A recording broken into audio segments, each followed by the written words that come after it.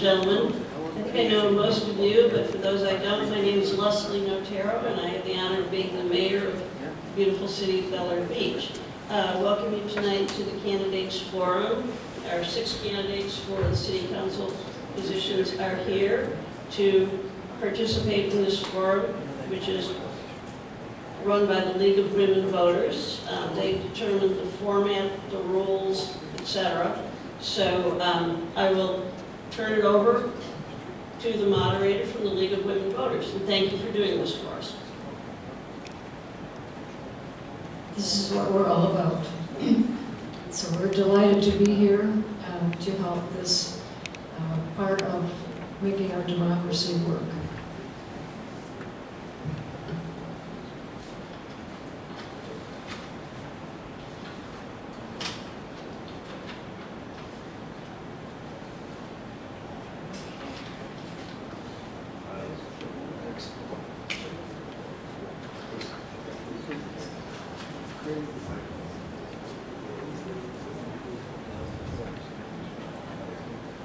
We have 6 candidates tonight, and there are 4 open slots, 4 positions for the City Commission. So when you vote, you may vote for any 4 of them. The League of Women Voters was created in 1920, about the time women were given the right to vote. So we've been able to vote almost 100 years. Since 1949, the League has been open to both men and women.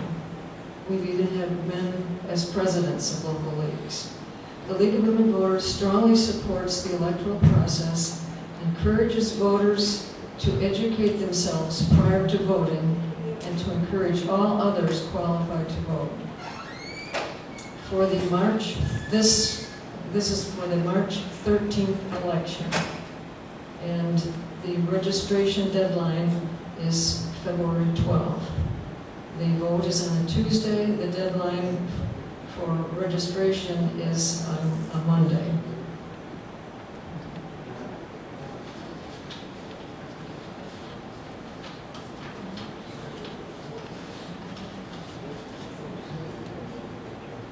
Tonight's candidate forum rules call for adherence to the terms of civil discourse between both the candidates and the public.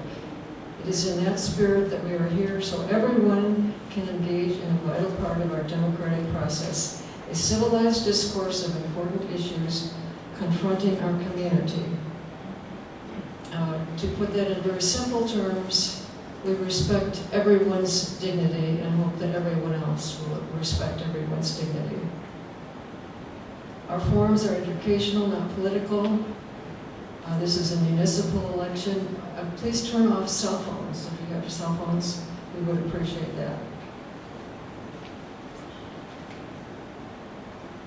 The questions, we may adapt the wording of some of the questions occasionally for clarity or for combining questions. The League focuses on fairness and the foundation of our nonpartisanship. The League is very political. There's a big difference between being partisan and being political. We do study issues, take positions on issues, and work for good legislation. But we do not, as an organization, we do not support or oppose political parties or political candidates. Any views expressed are those of the candidates, not the League. Sponsorship of the forum is not an endorsement of any candidate. All candidates have been invited to participate, and we are certainly happy that they are all here. It's always nice in the local elections in Pinellas County to see the caliber and the interest of local people in working for good government, working for the general good. Our question order, we determined, our seating order and question order, we determined by drawing cards.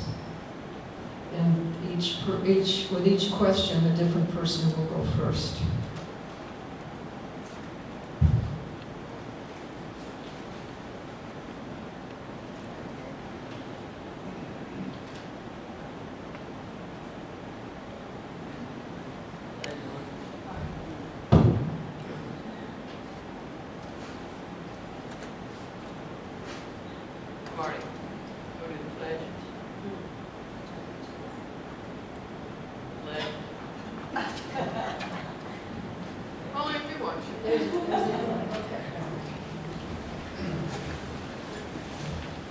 pledge allegiance to the flag of the United States of America and to the republic for which it stands, one nation, under God, indivisible, with liberty and justice for all.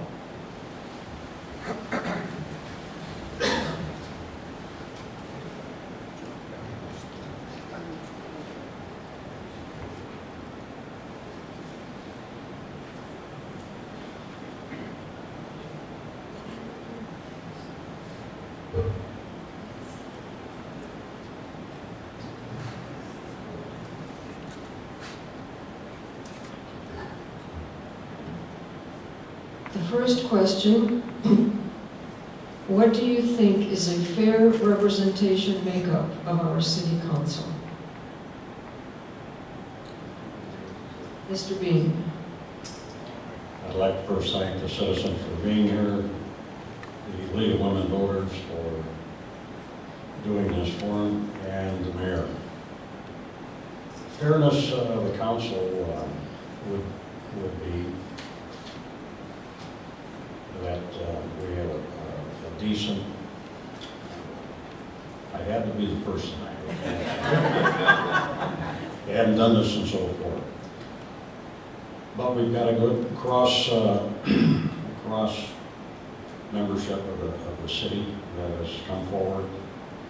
And some have been on the council before, some have not. And again, the people that are up here definitely all have an interest in the city and what's going on. And it's just good to see. Thank you. Will you speak into the microphone, please? Close to the microphone. Just close your mouth. Yes, we've had a request. Be sure that you're speaking into the microphone. Mr. Pabors, the same question. What do you think is a fair representation makeup of our city council? Sure. Again, I would like to thank the city as well as the League of Women Voters for sponsoring and having us here tonight. That is a tough question, but I think a good representation would be a good demographic split to cover the entire city. All the way from First Street all the way towards just at the end, close to San Key. That would be a nice representation. And a different type of candidate that brings something different to the table would also be nice. Everybody has unique qualities, and that would be nice. A different representation would encumber something like that. It would be refreshing. So a nice change in both demographics as well as qualities of the candidates. Thank you. Ms. Chandler? I also agree with Mr. Morris about the demographics. I think a nice spread in the city, not just in one area. I think we need open-mindedness and willing to work with one another as a council and being team players and you may not all have the same vision, but you're all heading in the same direction. But that you should have an interest for the whole city and not just sections. Thank you. Mr. Gunn? Thank you for the hospitality tonight. I'm not sure I'm ready to just break it down into demographics. What I'm interested in are people who come to this job to protect the interests of the residents of Bel Air Beach.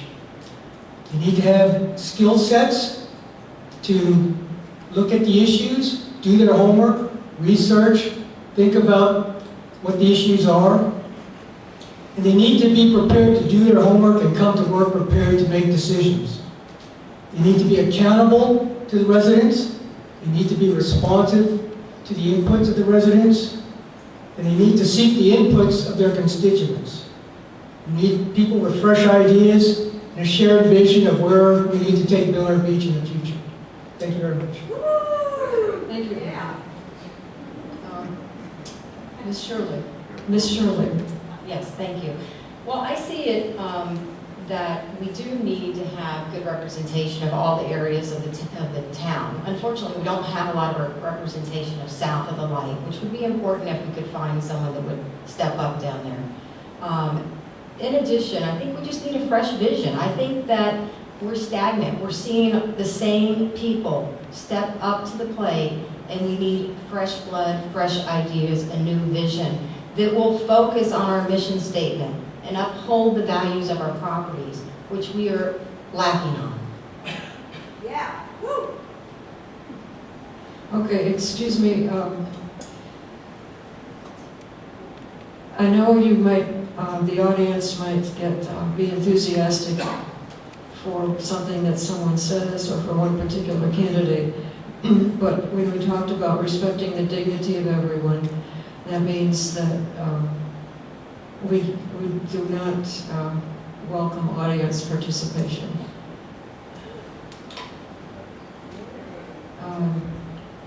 Mr. Weldon. So they can't holler for me? Okay, that's all right. Well, the city really, I mean, anyone that has a heart for the city can do a good job representing the city. But there are unique areas. There's kind of 4 different areas of the city. You've got the condos that have oceanfront issues. You've got the Gulf Boulevard, which has unique issues. You've got the Fingers, which have unique issues. And so whoever represents needs to have a grasp and an understanding of all those concerns and represent everybody equally.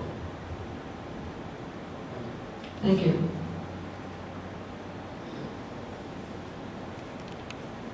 The next question is a little different for those who are currently on the city council and those who would like to be on the city council.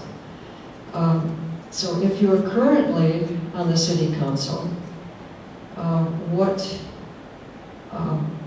what have you accomplished, or what major projects or issues you personally championed, and what contribution you've made?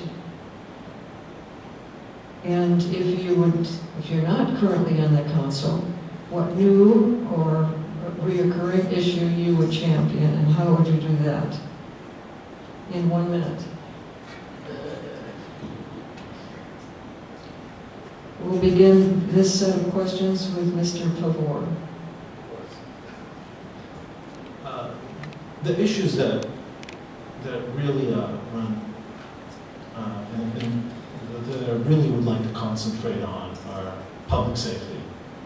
That seems to have been declining in the recent years. I mean, just looking at the FBI statistics, crime has gone up by 32% since 2012 compared to 2017. So public safety is probably one of my biggest concerns. And I would love to, if I do get elected, I would advocate for an ad hoc committee just to study that, as well as, that escapes me. But anyways, public safety is my biggest issue that I would like to concentrate on, and that's it. Ms. Chandler. Hi. Regarding the safety issues, we currently do have a resident that is trying to spearhead a group of residents with the Sheriff's Department for Neighborhood Watch, which the city, as we know, desperately needs. But what have I accomplished on City Council in the I've only been here, I'm the newbie. Well, actually, Rob is the newbie. I have been on council for almost 2 years, and personally, what I have accomplished is 0, because it's a 7-member council, and we're not here to push our own agendas. So working with the other council members in unison, we had a work session on, I think it was January 23rd of 2017, where we had where we listed the priorities for the city regarding safety, because those safety issues, we have flooding. Thank you.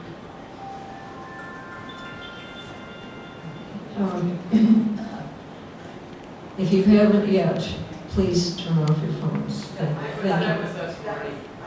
Oh, okay.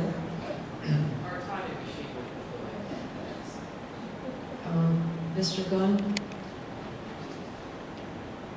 I don't have a true sense of all of the priorities, but I do have a sense of what the hot button topics are.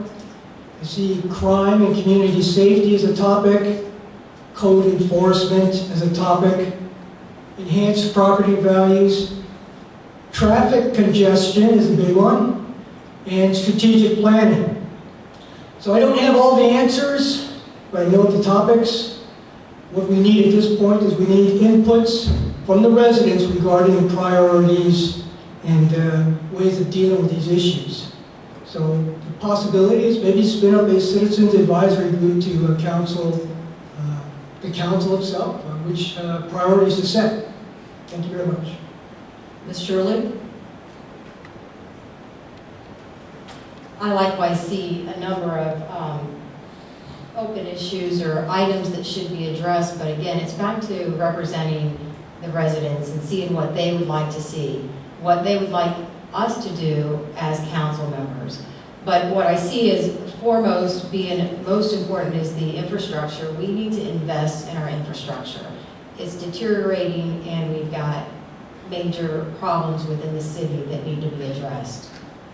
So, that would be a focus of mine. And I know we do have a master plan for some of the storm sewer issues. With that master plan, we have some opportunity to seek funds through Swift Mud, which we have not pursued, and that's something that really needs to be pursued. And I think that residents would agree. Thank you. Mr. Baldwin? Yes, I guess I am a newbie in terms of my recent term, but I have been on city council for about 10 years off and on as city council member and mayor. Some of the things during my tenure, the construction of the city hall was one that I helped shepherd. The new Harrison Street Bridge. We helped resolve the parking issue for renourishment, really without giving up anything. I helped develop a master plan for all the future developments and really help position the city to be in a position to fund the needed improvements. Thank you. Thank you. Marty, And Mr. Beam? Marty, I'm sorry. We blocked Mr. Gunn for 15 seconds. I helped him also. I didn't know he had something. Mr. Gunn, would you like another 15 seconds? Well, I could respond to Mr. Baldwin's suggestion there. One thing I have a concern with is the budget, and we're still paying for this city hall right now. Originally funded at $3 million, we're still paying over a 20-year term, and the final payback on that will be $5 million. And that was negotiated without a prepayment option. Thank you. Mr. Beam? Right now, one of the most important subjects, I believe, is public safety. There doesn't seem to be any coordination between the city and the police department as well as it was many years ago when I was in council. We had a representative from the council, one of the council members would meet with the police at least once a month. And they would then give the council member an update as to what's going on in the community. Then a council member, of course, would come forward and mention the particular topics that were going on. And with that group, there were 2 other council members that attended. So the council was always aware of what was going on in the city. Right now, there's way too much crime going on, too many cars broken into, and I think what we're going to have to do in the future is literally hire another police officer just for community policing. Hopefully that'll help. Thank you. Now that was a big question, so I'm going to throw you a little bit of a curve. I'm going to give you another go at the same question, because 1 minute to address a question of that size that probably isn't adequate. So we'll start this time with Ms. Chandler. Would you like to add to your comments about what you'd like to see happen in the city? Sure. Captain Liner does update City Council with what's going on in the city regarding crime, and converses with the mayor, and then council does receive emails on that. But as far as, safety is a very big thing. We want our city to be beautiful. We want it to have curb appeal. We want it to be attractive so that more people come in here and settle in our city and are happy about doing so. But they're not going to do that just because it's beautiful. If their streets are flooding, or if there's high crime in their area especially, or any safety issues, flooding, seawalls, deteriorating city does not have curb appeal as well. Thank you. Mr. Gunn? I want to break the cycle. I want to break the cycle regarding the lack of strategic planning. I want to break the cycle of the lack of grant money. There's money out there for the taking, and because we don't have the revenues that come in from a commercial tax base, we need to be very inventive and create ways of creating revenue sources for the city. Reports and studies, we seem to continuously do reports and studies. They go on the shelf and we reinvent the problem 5 to 10 years later. We need to break the cycle of the lack of strategic planning. We need to leverage technology in this city. We need to join the 1990s when it comes to reducing the paperwork in the city and go electronic. I see reams and reams of paper being shoveled out to the council members for council meetings, and it's time to join the 90s. Thank you. Ms. Shirley? Well, I touched on the infrastructure issues that we all know are commonplace in the city. There are several other items that I think, we've touched on. Safety, everyone is in agreement. That's a big issue. We've had a lot of car break-ins, a lot of thefts. My home was burglarized, so it's an issue within the city. But in addition to that, code enforcement is a huge issue, and it's just lacking. And when we speak of beautifying the city, each resident can take time and beautify their homes, and that's a start. And we have a lot of people that aren't adhering to the code enforcement. We maybe should revisit what the code says, and are we shooting for expectations we can't meet? Is the code enforcement, the legality side of it, is it something that can be enforced? And as we enforce it, maybe we should start adding costs to cover the cost of that enforcement. So when you're fined, you get charged for what it costs to get it enforced. Thank you. Mr. Baldwin? Yes, I did want to respond a little bit to what Glenn had said. He mentioned about the concern of paying off the loan, that there was a prepayment penalty. I wasn't involved when that loan went in place. I mean, I sort of got involved when the city had already made the loan. But as far as the budget is concerned, cities are typically, they like to have 20% reserve of operating funds. The city right now is in a position where they have almost 7 times that amount in unidentified, undesignated reserve. And that money really is to cover all of the critical infrastructure upgrades that are needed, from paving to bridge replacement to stormwater repair to seawater repair. And I mean, this was all part of the major master plan, and over the next 10 years, if this council is a good steward of the money, we have enough funds, and we certainly want to go after grants wherever we can. I totally agree with that. Thank you. Mr. Bean? Again, getting back to code enforcement. Code enforcement, the gentleman's doing a fine job, but the codes are outdated, and he really doesn't have enough tools to do the job correctly. Going back to what I said about a community policing officer, if that officer was too busy during the day, he also could assist our code enforcement officer in doing part of that job. It's unfortunate that our code enforcement officer only works 4 hours a day. So and again, I'd also like to start another committee, or ad hoc committee, to review all the codes, to make sure they're up to date, that they can be effective. And then also change the method of enforcement, increase the fines. First fine one particular designated amount, and then gradually get higher as they have more frequent violations. Thank you. Mr. Pavor? I agree with my friends. Fiscal responsibility, there's no doubt that that's a big issue in any city you're involved in. But again, spending $5 million for City Hall that I really don't think we needed is just irresponsible. Again, code enforcement is the key to public safety. If we don't have strong code enforcement, the city just looks dilapidated and it just invites criminals. So public safety, code enforcement go hand in hand. We really need to step up and beautify the city. I think it was 2008, our city ranked, I think, second in safety in Pinellas County. Last year it ranked 35th. I mean, that's a real shame for 1,700 residents with such a strong presence in Pinellas County. So again, code enforcement, public safety, fiscal responsibility.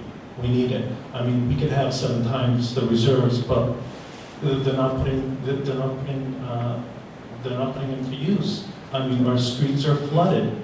Yesterday we had a rainstorm. I made a right turn, and my car nearly flooded. I mean, we need to look at that. Sorry.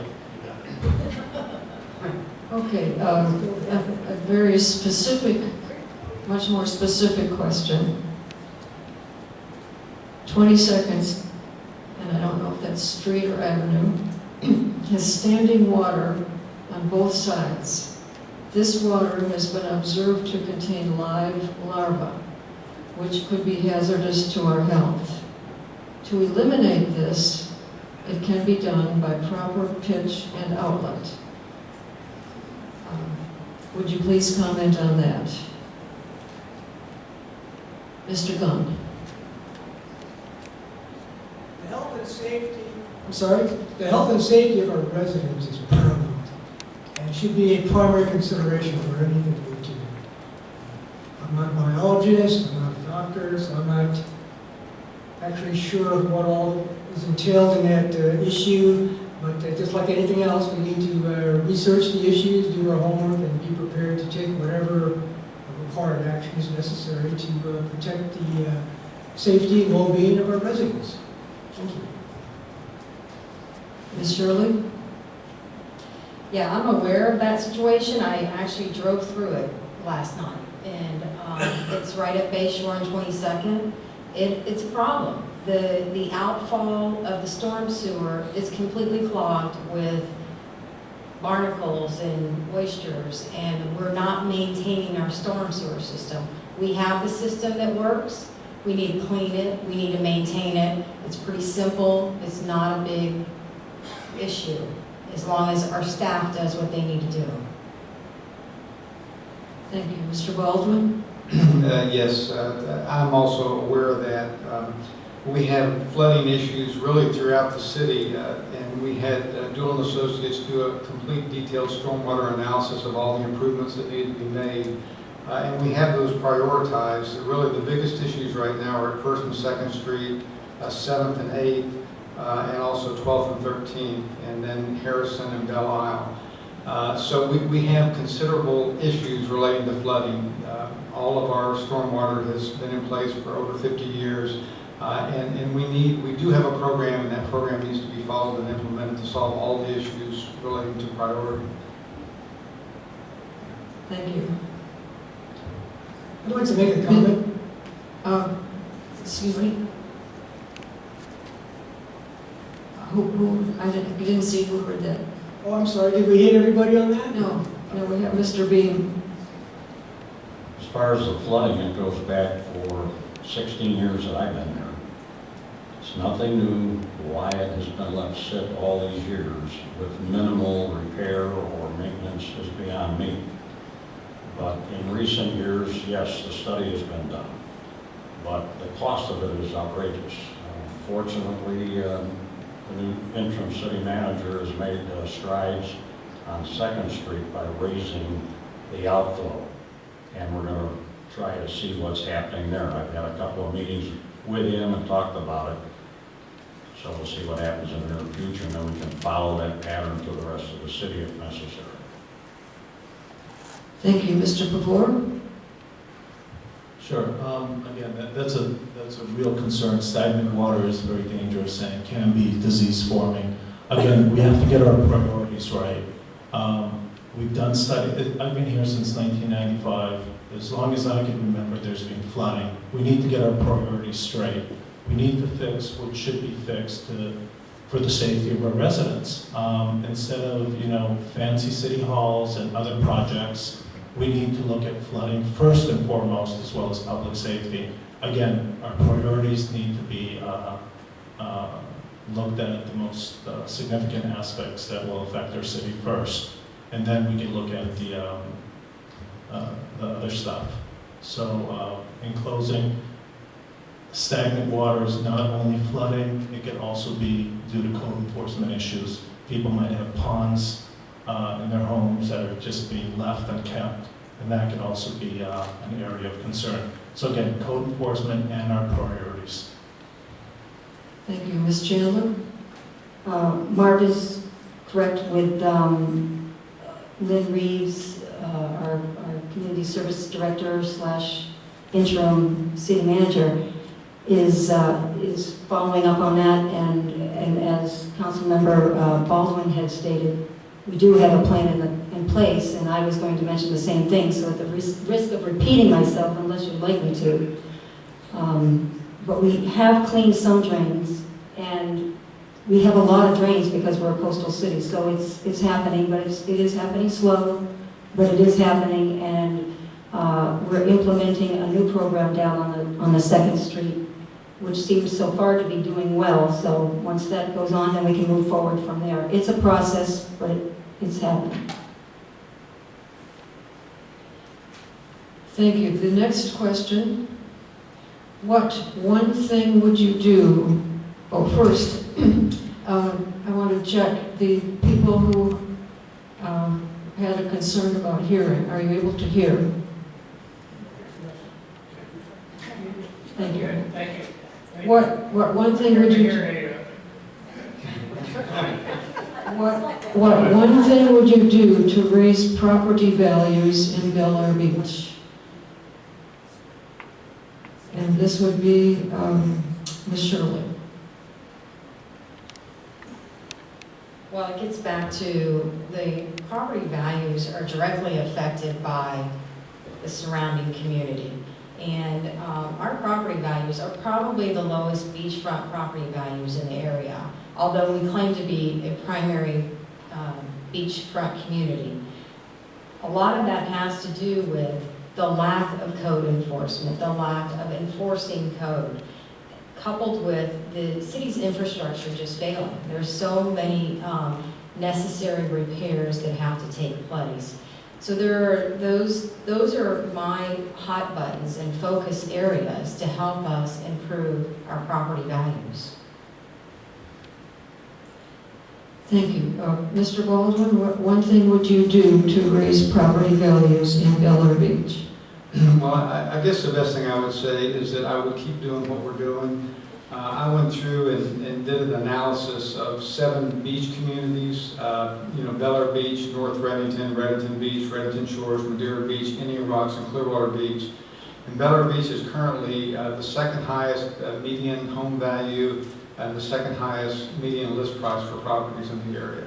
I'd be happy to share this with anybody if they'd like to look at it. I think Bel Air Beach is doing a good job, and I think we just need to keep doing what we're doing. Thank you. Thank you. Mr. Bean? Well, this starts about 3 years ago. We, a group of people from the area of the city I live in, came here to City Hall and asked them if we could do underground.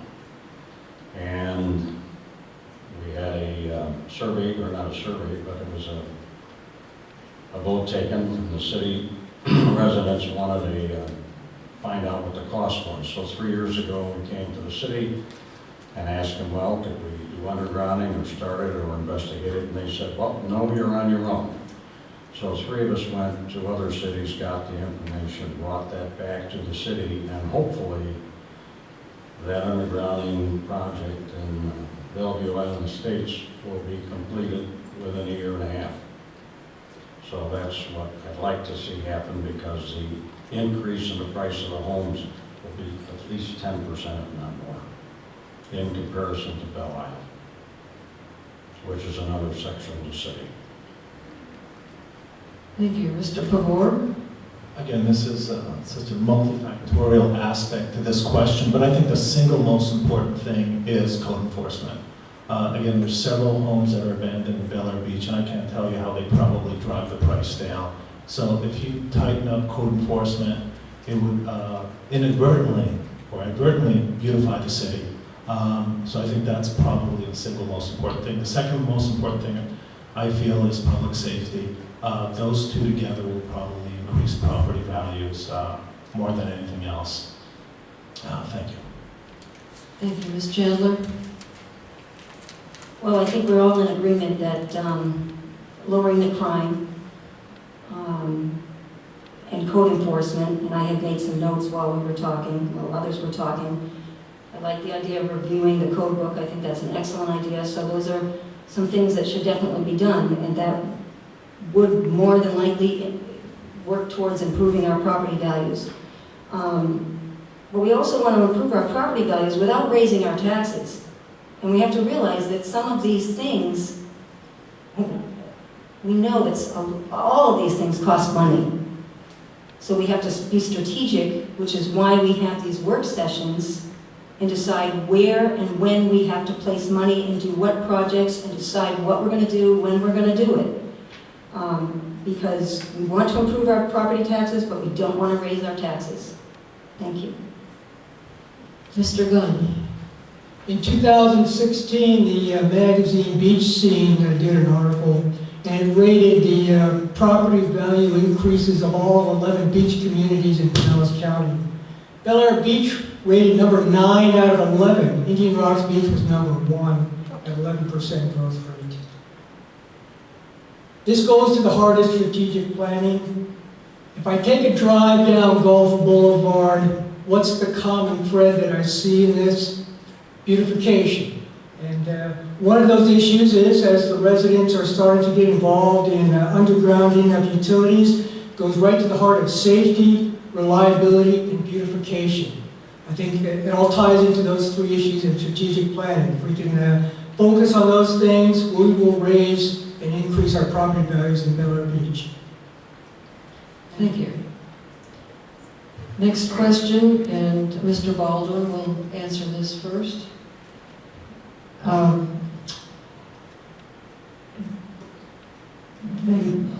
Bel Air Beach is one of the strictly residential beach communities. How do we keep pace with neighboring beach communities?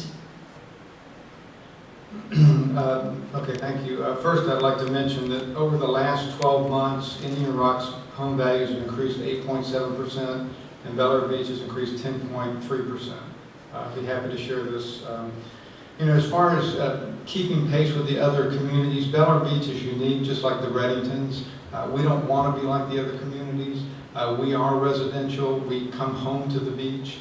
We want to stay that way, and so the most important thing is to realize the uniqueness of Bel Air Beach and keep it that way. Thank you. Mr. Bean. Again, it goes back to code enforcement. If you have a good code enforcement system going on and the code enforcement officer has the tools to do the job, the homes will definitely look better. I think what we're going to have to do is just make a statement or get a resolution going and say, okay, from this day forward, we're going to start enforcing all the codes, make everybody aware that they're going to have to comply, and then just follow it from one end of the city to the other. And hopefully that'll make a big impact. Mr. Pavor. Yes, Bel Air Beach is unique. Since we don't have commercial revenue coming in, that's why it's so important to be fiscally responsible, as well as be very, very strident at getting grants. Grants are out there. I mean, during the Obama era, we had 8 years of free money. I don't think Bel Air Beach went after any of it. Again, we have to be very unique at going after grants, fiscally responsible, and make use of this monstrosity we call City Hall. $5 million and it's not bringing us any revenue in. We need to bring revenue in since we are a unique residential community and be fiscally responsible. And again, I don't want to harp on the same old thing, but as my good friend Marv said, code enforcement, code enforcement, code enforcement. How many seconds do I have left? Code enforcement. Okay, Ms. Chandler. Well, I'll start with code enforcement. We, as was said, we are a unique city, but we're not trying to be, nor do we want to be, or we wouldn't be living in Bel Air Beach, an India Rocks Beach, for an example. A town that has many, many hotels, some commercial businesses as well. We do enjoy going there, but that's not what we, the residents, want for our city. So code enforcement is important because especially on holiday weekends and whatnot, our beach, which is our biggest asset in Bel Air Beach, we need to make sure that it's kept clean, especially on holidays and weekends. But as I had mentioned before, we do need to be a little more strategic and continue to be strategic with the monies so that we don't raise residents' taxes because we don't have that commercial business coming in. Thank you. Thank you. Mr. Gunn. I'm a big believer in the grant writing. I think we need to pursue the money that's out there. We just haven't taken advantage of it over the many years recently, and there's money for the taking out there. I think we need to get creative and innovative in how we seek those funds and what we do with them. We need to be, we need to think about the strategic planning. It all goes back to the safety, reliability, and beautification of the city, and creating an infrastructure that is conducive to safety, reliability, and beautification.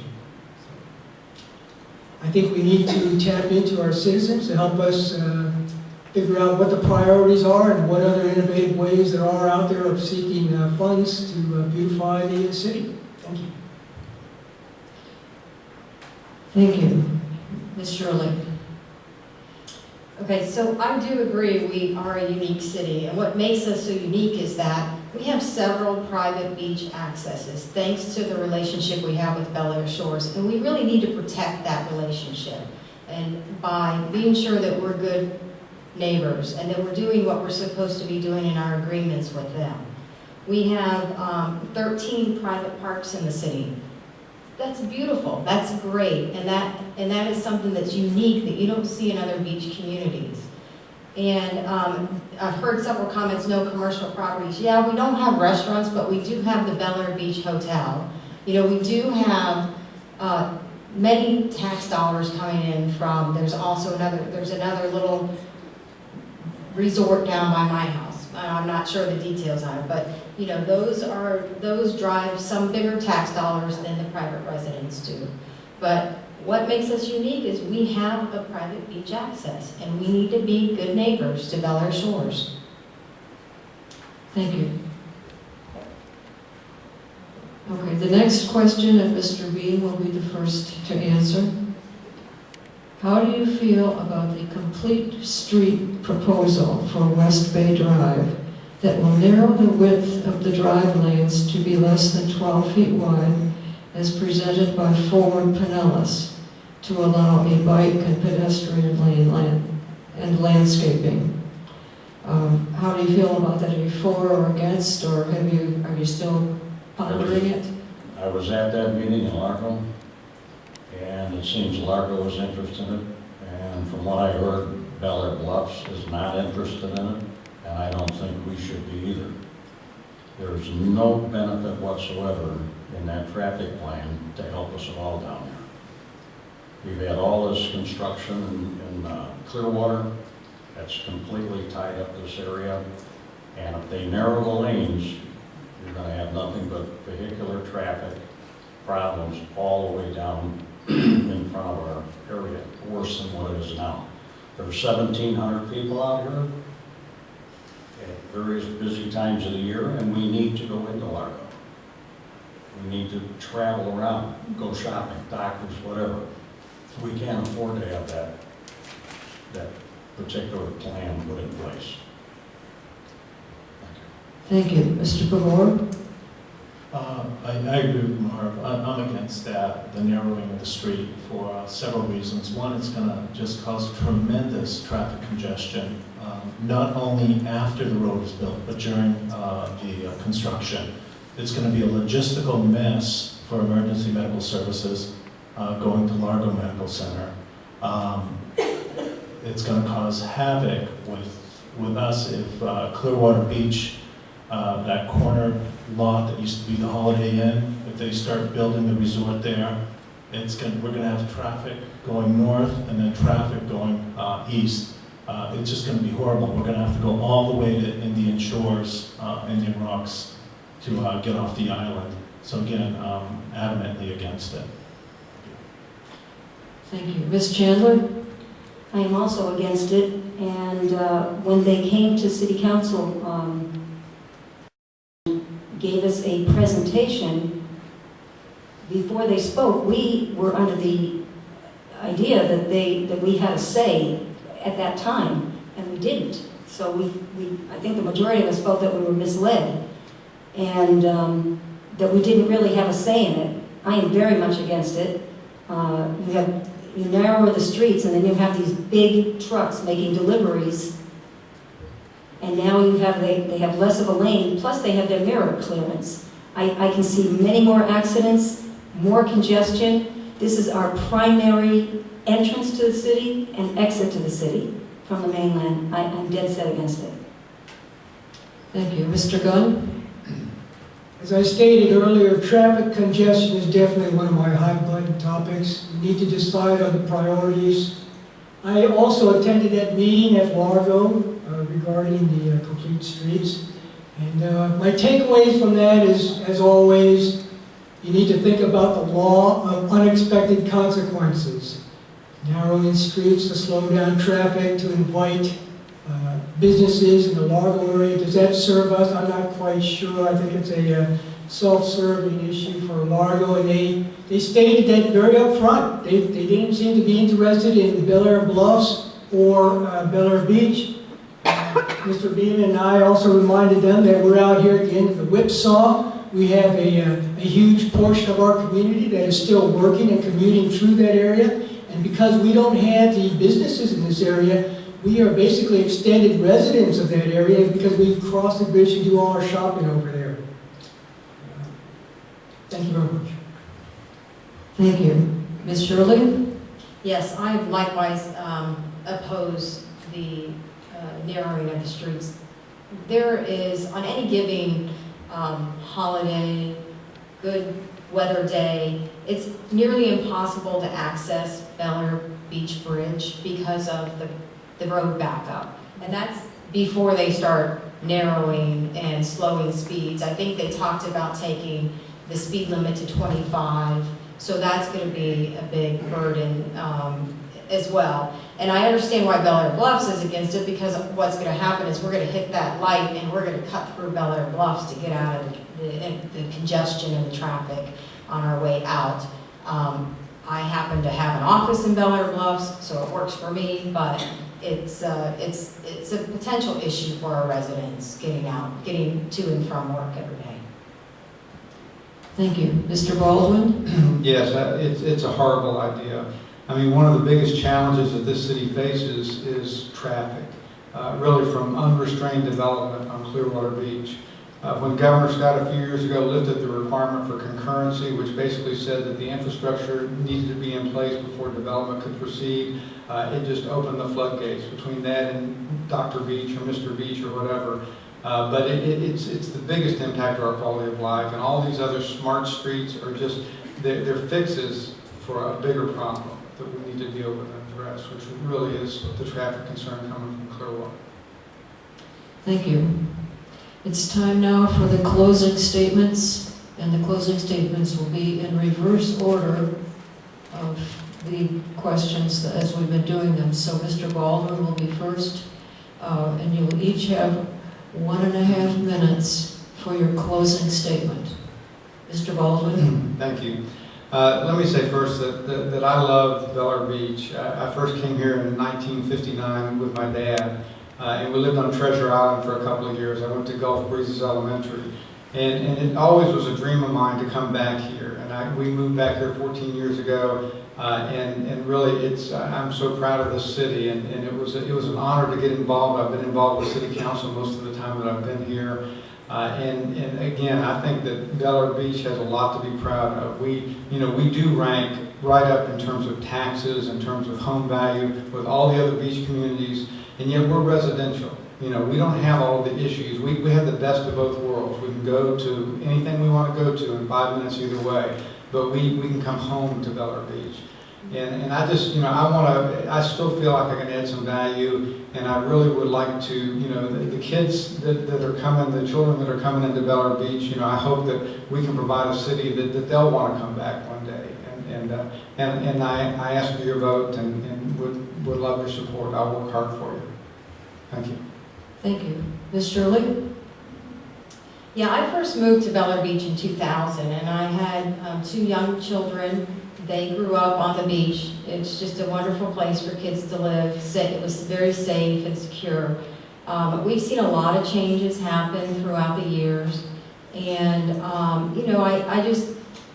have had little time because of raising kids and running businesses and stuff to get involved, and now I see an opportunity to get involved, and I think that it's important that we take a fresh look at the council, and let's try to bring in some new people that will have a new vision and will help us to drive the residents' side of what they would like to see. Be a voice for the residents, because I think that's been lacking a bit. I think that the city is a beautiful city to live in. I've enjoyed being here. I see some things that could improve. I see things that are being done well. And I just would like to move forward with working on our infrastructure and getting our code enforcement in order and helping to improve the curb appeal of our city. Thank you. Mr. Gunn? I've been a resident of Bel Air Beach for 6 years, and I've been following the city council and city affairs very closely for the last 3 years. I'm a retired Coast Guard captain, 26 years of engineering, aviation, and command experience. Why I'm not here? I've already self-actualized in life as a Coast Guard search and rescue pilot, as a commanding officer, and a wide-body airline pilot. I'm not here to add something to my resume. I'm here because I want to protect the interests of Bel Air Beach residents and to break the cycle. Break the cycle. Now, again, what do I mean by that? I want to break the cycle of the status quo. I want to come to council meetings prepared. I want to study the issues, and I want to make good, thorough business decisions. I want to tap into what the residents think the priorities are and the ways that they think we need to get the job done. I want to break the cycle of paying for studies and then putting the studies on the shelf and not doing anything about it. I want to break the cycle of lack of strategic planning and budgeting. I bring some fresh ideas, some proven skills, and I bring a sense of dedication and duty. I bring a sense of responsibility and accountability and being a good steward of the taxpayers' dollars, high-value assets, and the welfare and lives of the people who work with me. Thank you very much. Thank you. Ms. Chandler? Yes, I appreciate your vote in the upcoming election. But to help you feel secure in your decision, I want to provide you with some insight as to who I am, not just a council member. But I have in the last 2 years dedicated myself, never missing a council meeting or workshop. I've been reliable, honest, and fair. I have attended most all of the Barrier Island Government Council meetings held every single month in Pinellas County coastal cities, as does our mayor and our vice mayor. As a former president of a condo association with 349 units and 7 commercial units, I've dealt with many personalities and objectives. Serving Bel Air Beach, I put into the balance all the information provided by both staff and residents. considering how it impacts all the residents when voting, not just how it affects or enhances my neighborhood. I have no personal agenda, and I would much rather recuse myself from voting than to vote on something which directly benefits myself and not the city as a whole. I believe that all city council members should represent Bel Air Beach and all of its residents fairly. And I have the integrity, honesty, and fairness to do just that. In order to be effective and accomplish tasks and goals, there must be civility in government. There is no place for disrespect. Character is a key choice. Thank you. Thank you. Mr. Pavor? Thank you. We first moved here in 1995. I can't tell you how much I love this city. I lived in Boston, Buffalo, but I can tell you nothing, absolutely nothing beats Bel Air Beach. Let me just give you a little bit of my background. I am a physician. I was in private practice in Pinellas County. I was also chief of staff at Florida Hospitals, as well as chief medical officer for Tampa Community Health Centers. So I come with a tremendous amount of administrative experience, as well as running my own private practice. So what do I see Bel Air Beach in the next 3 or 4 years? I see a vibrant city, hopefully a tremendous amount of change for the good, with better code enforcement, better public safety, improved fiscal responsibility, and an overall happiness. And I agree with Jules that we do need civil discourse and conversation, as well as getting the community involved.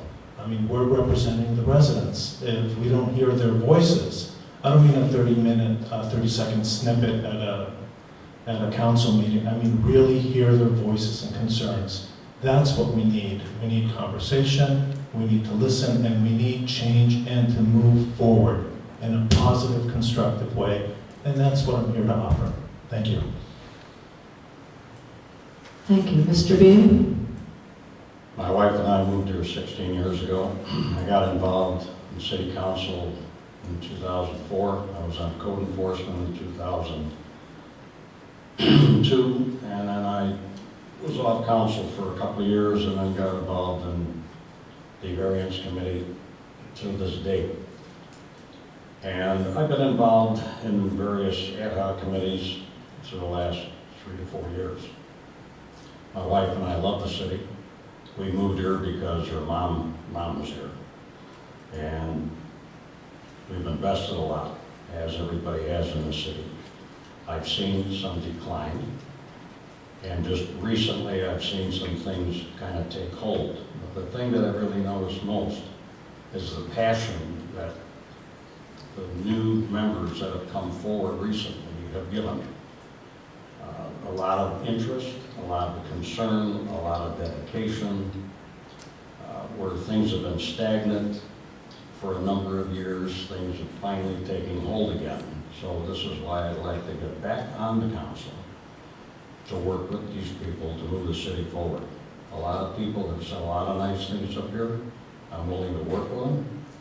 I'm willing to work with the staff like I have in the past, and just make the city as good as possible that we could do. Thank you.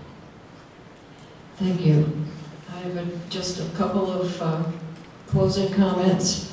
One, I don't know if you noticed, the supervisor of elections office had a table for voter registration.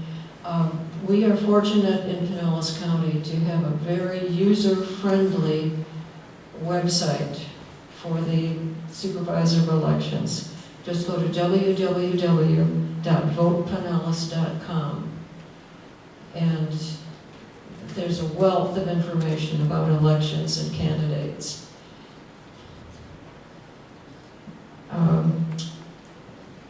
I would like to thank the other members of the League of Women Voters for timing and various assistance that they gave this evening. They couldn't do it without them. And I'd like to thank the audience. They've been an excellent audience. We really appreciate that. And to the people of Bel Air and to all of the candidates, I think that Bel Air Beach is very fortunate, and I think that whoever gets elected, I think all of you are going to remain committed to this community, and I think that's wonderful. So, again, thank you all for coming, thank you for participating. Everybody have a wonderful evening.